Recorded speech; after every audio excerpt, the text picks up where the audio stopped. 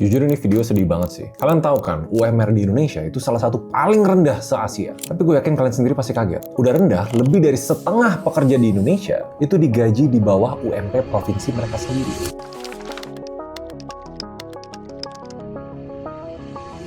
Dan untuk memperparah, masalahnya itu bukan cuma di level individu ya. Di level wilayah, 31 dari 36 provinsi, itu 86% ya. Mereka yang netapin UMP di bawah standar kebutuhan hidup layak. Jadi bahasa simpelnya gini, mayoritas warga Indonesia hidup di bawah kebatasan layak. Dan jujur gue sempat nanya sih, kok bisa? Apa yang salah? Apa pemerintah? Apa SDM-nya? Karena kalau kita bandingin ke luar negeri, gue nggak nemu jawabannya, ceritanya makin absurd. Kalau buat full time, upah pekerja di Indonesia cuma $1 per jam. Itu paling murah di seluruh Asia Tenggara. Bahkan di bawah Kamboja $1,1, Malaysia $3,7, Singapura $24. Salah satu yang bikin gue miris karena negara kita itu bukan negara yang kerja paling santai. Jam kerja kita itu nggak kalah panjang dibanding negara-negara lain. Tenaganya ada, kompensasinya yang nggak nyambung. Dan salah satu yang bikin gue bingung, kalau dari pemerintah dan negara, tiap tahun tuh narasinya selalu sama, UMR naik, angkanya kelihatan gede. In a way, orang selalu bilang, ya lumayan lah UMR naik, tapi di saat yang sama, ini di luar laporan BPS ya, harga kos naik, makanan, transport, dan selalu kenaikan harga nggak sesuai dengan kenaikan UMP atau UMR. Ya nggak mungkin kita nggak mention lah, gaji hakim naik sampai 280%, TNI ASN Kemenhan naik dari 70 sampai 90%. In a way, dua-duanya tuh diputusin sama negara yang sama. UMR rata-rata naik 5-8%. Tapi kan Jakarta lumayan kok. Di 2026, 5,7 juta itu UMP. Naik 6% dari tahun sebelumnya. Itu tertinggi di Indonesia. Tapi jangan lupa,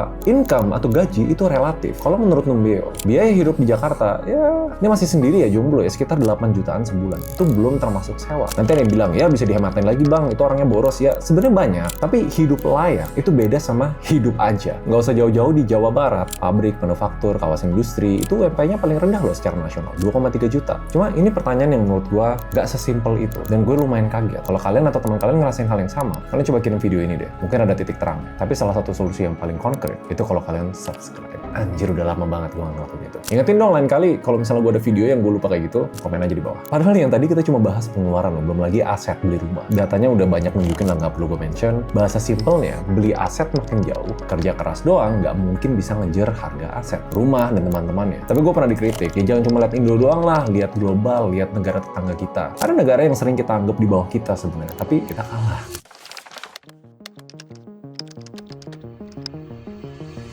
Sebenarnya kalau kita lihat total gaji sebulan, bukan harian doang ya tadi $1 ya, ceritanya makin nggak masuk akal. Rata-rata pekerja Indonesia gajinya sekitar $195 per bulan. Kamboja $300 per bulan. Dan disinilah bikin Indonesia masuk daftar 10 negara dengan upah minimum terendah di dunia versi Velocity Global. Jadi sandingan kita nih ya sebenarnya sama negara Nigeria dan Uzbekistan. Bukan cuma uang masuk, kita juga diukur dari daya beli lokal. Skor kita di 28,5, Malaysia 76,3. Jadi bukan cuma gaji kecil, daya beli kita juga jauh lebih lemah. Nah ini pertanyaan yang umum ya, kok bisa? Kan Indonesia ekonominya lebih gede daripada Kamboja. Ternyata ada juga namanya data produktivitas ILO. Satu orang Indonesia nyumbang $14 ke PDB per jam kerja di 2003. Bahasa simpelnya apa sih? Jam kerjanya sama, tapi outputnya jauh lebih kecil. Produktivitas kita 1/3/5 dari negara-negara tetangga kita. Nah tapi gini, memang produktivitas kita lebih rendah. Misalnya 1/5, tapi upahnya pun nggak 1/5, lebih rendah lagi. Jadi ini pertanyaan-pertanyaan basic. Ya sebenarnya dari dulu, even gue nanya, kenapa angkanya tuh nggak sesuai rumus ya? In a way kayak di tengah jalan. Bukan cuma sekedar kita kerja keras atau kerja cerdas bahkan. Standar-standar yang ditentukan sama pemerintah dan negara, secara matematika tidak make sense untuk kita ngejar hidup yang layak. Kalau kita udah berhenti ngebandingin, dan memang terima dan telan faktanya bahwa Indonesia punya salah satu UMR yang tidak bisa ngejar hidup yang layak, pertanyaannya kenapa rumusnya nggak pernah diubah? Kenaikan UMR nggak bisa ngikutin.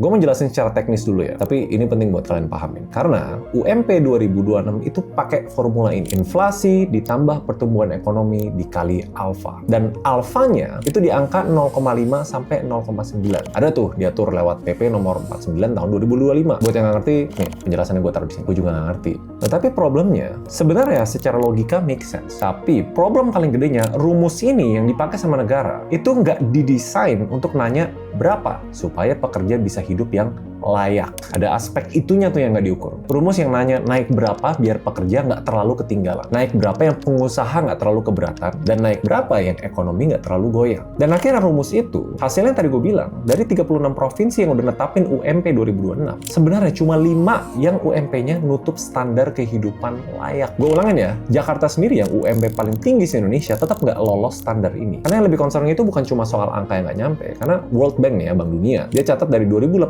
sampai 2024, upah real kalau dibandingin sama hidup ya, sebenarnya Indonesia tuh turun rata-rata 1,1% per tahun. Secara real, walaupun UMR kita naik, kita tuh makin miskin. Kenapa? Dan ini jawaban dari World Bank. Lapangan pekerjaan yang baru, yang muncul nih, itu kebanyakan di sektor yang nilai tambahnya tuh kecil. Dan usaha-usaha ini nggak mampu bayar upah kelas menengah. Mampunya ya bayar bahkan kadang-kadang di bawah UMP. Kalau udah tahu kayak gitu, berarti kita harus datengin nih bisnis-bisnis yang high value. Nah, Undang-Undang Cipta Kerja yang katanya dibikin buat narik investasi, malah bikin status kontrak makin gampang diperpanjang tanpa kepastian jadi karyawan tetap. Coba gue pakai analogi yang sederhana ya. Ini tuh kayak AC di ruangan yang panas. Pemerintah nyalain AC biar ruangannya tuh nggak pengap, tapi suhunya tuh dijaga. Jangan terlalu dingin karena takut listriknya tuh jebol. Nah, orang yang duduk paling jauh dari AC tetap keringetan. Dan ini ngebawa kita ke pertanyaan yang lebih dasar lagi. Kalau secara rumus aja, ini yang dipakai ya, terlalu dijaga biar nggak terlalu agresif, biar banyak orang nggak bisa naik terlalu tinggi gajinya. Dan kalian tahu kan, rumus ini cuma berlaku untuk orang-orang jenis apa. Gimana nasib orang-orang yang bahkan nggak kesentuh rumus itu sama sekali? Jujur aja, banyak nggak orang yang upahnya 1.500.000, 1,5 juta, dan segitu terus selama bertahun-tahun, padahal negara bilang naikin lah 5%, 8%.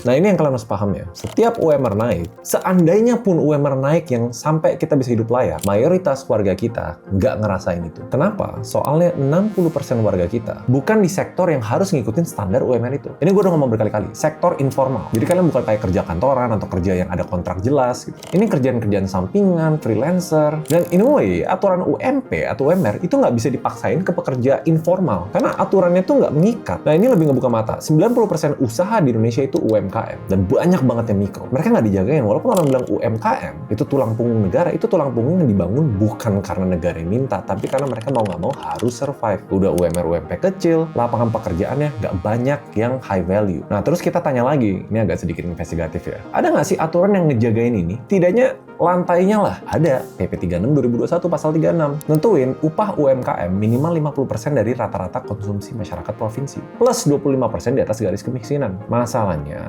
lantai ini nggak pernah diawasin dan selalu jadi zona abu-abu. UI aja, LPM FEB UI, mereka udah nemuin 14 juta pekerja Indonesia yang masih digaji di bawah UMP. Dan mayoritas bukan buruh pabrik, mayoritas itu white collar, bahkan sarjana. Dan disummarize dengan bahasa yang pahit tapi harus kita terima. Market itu nggak balance. Jumlah lapangan pekerja sama pencari kerja itu sangat amat jomplang. Kalau kalian tolak tawaran yang jelek, percayalah ada ratusan orang lain yang antri mau ngambil kerjaan itu. So, sampai sini harusnya kita lumayan paham. Memang ada masalah-masalah fundamental yang bikin UMR kita nggak bisa naik secara drastis. Dan naik pun mayoritas warga Indonesia nggak bisa ngerasain benefit itu. Sampai detik ini, pertanyaan selanjutnya itu bukan kenapa UMR kita kecil. Apa yang harus berubah?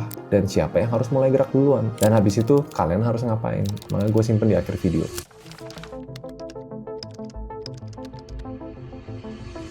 So, dua pertanyaan tadi, jujur harus dijawab secara kepisah, karena solusinya memang beda level. Sekarang kan yang kritik dan beropini tanpa solusi, dibilangnya londo irel. Jadi, buat pemerintah nih, sebenarnya ada presiden yang bisa dicontek. Malaysia tuh sempat naikin upah minimum ke 1.700 ringgit, itu di Agustus 2025. Dan itu berlaku ke semua pengusaha, termasuk usaha mikro pun yang di bawah 5 karyawan, tanpa pengecualian. Sedangkan kalau Indonesia, UMKM itu dikasih full pengecualian penuh. Kenapa? Soalnya kalau dinaikin dan dipaksa gaji lebih tinggi, ya UMKM-nya bisa mati. Makanya Indonesia nggak bisa ngikutin, Kadin tuh udah ngingetin. Kenaikan UMP yang terlalu agresif bisa neken sektor padat karya. Dan ini bukan cuma kayak warung-warung ya, tekstil, alas kaki, dan jalan tengahnya. Itu aturan yang sebenarnya udah ada. Lantai paling rendahnya nih, gaji paling rendahnya UMKM, yang sekarang cuma formalitas, itu harus beneran diawasin. Tapi dibarengin sama insentif kayak PPh 21, ditanggung sama pemerintah di bagian sektor-sektor yang padat karya. Bahasa simpel lagi nih, kita jujur aja lah. Di video sebelumnya gue bilang Indonesia tuh developmental state. Mereka mau punya andil langsung lah untuk ngedorong ekonomi. Budget gede dari atas turun ke bawah harapan ya, walaupun di tengah-tengah ini kita nggak nggak tahu siapa yang ambil. Beberapa alokasi dari budget itu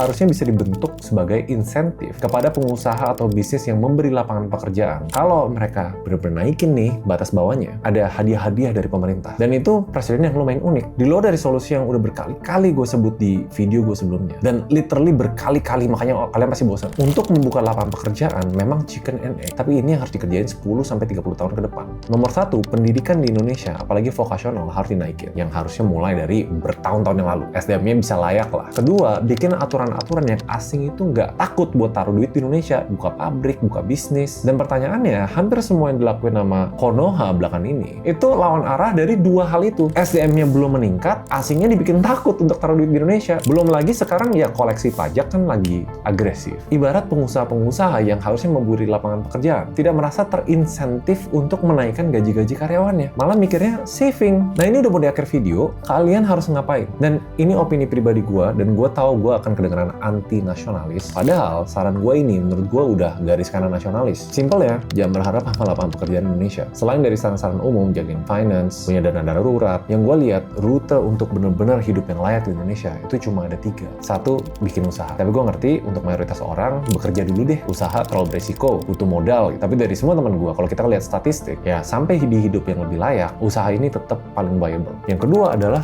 bekerja di luar. Tapi gue nggak selalu bilang kalian harus keluar negeri. Walaupun sebenarnya banyak cara, dan kalau kalian usaha, ada channel-channel yang kalian di training, kalian dikontrak untuk kerja paruh waktu, atau bahkan full time di luar negeri, lewat P3NI, atau lewat agensi-agensi tertentu. Kalian yang penting melek dan cari opportunity-nya, dan berkomit dan niat untuk belajar. Tapi opsi kedua untuk kerja di luar, sebenarnya di era digital sekarang, gue akan jujur sama kalian, banyak banget tim gue, engineer lah, developer, bahkan yang bukan dari background IT, yang belajar vibe coding gara-gara AI, itu lagi di hijack sama perusahaan luar, dan gajinya ribuan dolar. Gue sampai mikir, gue nggak bisa compete nih sama gaji mereka nih. Dan ini fakta, dan gue sendiri ngerasain, banyak banget perusahaan-perusahaan di luar lagi nyari talenta-talenta di Indonesia yang paham AI, yang paham digital, dan itu opportunity-nya. Cara lainnya kalau kalian nggak kerja full time sebagai engineer atau apapun itu, banyak juga teman-teman gue mulai merintis bangun agency yang kantornya di Solo, di Jogja, di Bandung, klien-kliennya di luar semua. Carinya dari mana? Upwork, bikin portfolio di Behance, macam-macam lah. Kalau kalian tertarik gue bahas lebih detail satu video full, kalian komen di bawah. Tapi ini benar-benar porsi kedua yang menurut gue make sense untuk keluar dari jebakan UMR UMP yang jujur aja memang begitu. Tapi solusi terakhir, solusi ketiga yang menurut gue cara paling instan untuk kalian bisa keluar dari jebakan UMR rendah dan bisa hidup layak. Subscribe video ini, bercanda, atau kalian cari sugar daddy. Bercanda juga, sebenarnya cuma 2 tadi sih, tapi gue pengen clickbait dikit. Dan jujur aja, nggak ada cara instan. Kalian denger videonya dari awal sampai akhir, ini tuh struktural. Ini banyak andilnya yang kita harus tunggu pemerintah untuk masalah ini di-solve secara merata. Kalau kalian tertarik buat belajar AI, gue ada komunitas gratis, gue taruh link di deskripsi. Sekarang udah sekitar 10.000 member kalau nggak salah. Dan banyak orang bilang, bubble, wah AI ini berbahaya, banyak resikonya. Tapi yang kita nggak bisa pungkiri, kesempatan paling gedenya untuk make money ya di sana. Dan yang tadi gue bilang, company luar lagi hijack orang Indonesia. Kalau kalian tertarik gue bikin satu video full tentang ini, komen di bawah. Menurut kalian gimana soal UMR dan UMP ini? See you guys next video. Bye.